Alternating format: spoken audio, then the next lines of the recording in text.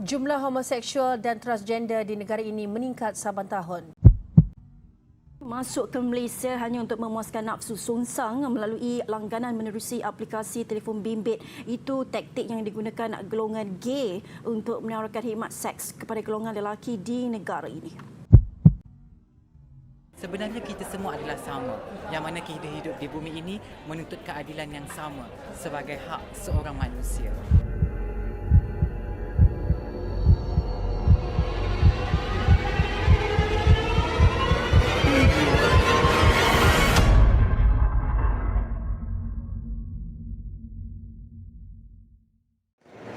Assalamualaikum dan selamat sejahtera. Saya Muhammad Izzat Aizat bin Saidin bernombor metrik D202096410 akan membentangkan pengucapan awam saya yang bertajuk Kecelaruan Krisis Identiti di kalangan remaja atau LGBT.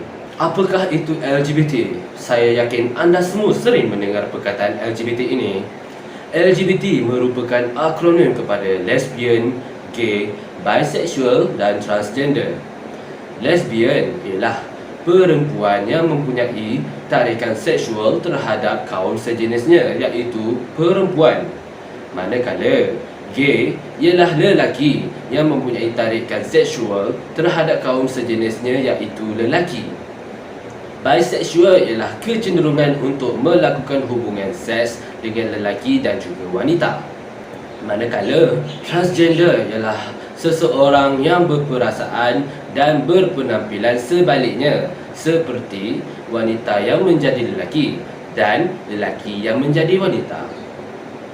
Di Malaysia, isu LGBT ini semakin membimbangkan, di mana kita dapat melihat golongan-golongan ini secara bebas menampilkan diri di kawasan awam maupun di media sosial. Berdasarkan Undang-Undang Islam atau hukum syarak, adalah jelas bahawa perbuatan LGBT ini sama sekali diharamkan. Agama Islam melihat bahawa perbuatan melakukan perubahan kepada diri dan tubuh badan sebagai sesuatu yang bercanggah dengan ajarannya.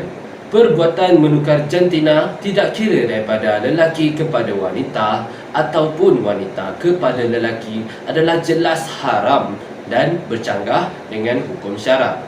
Perbuatan dan aktiviti LGBT sememangnya menyalahi undang-undang dan kehendak syarak.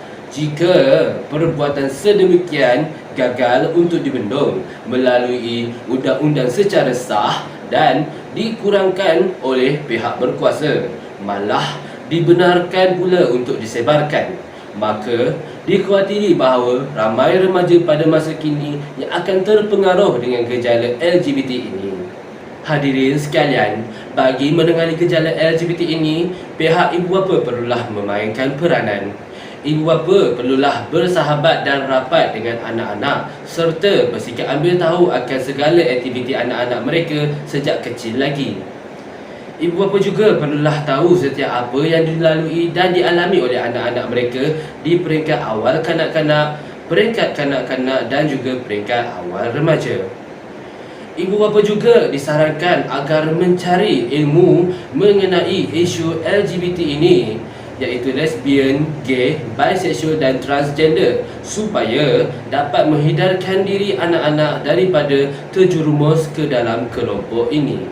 Kesimpulannya, mengherdik, mencerca dan menghina golongan ini tidak memberi apa-apa keuntungan kepada masyarakat.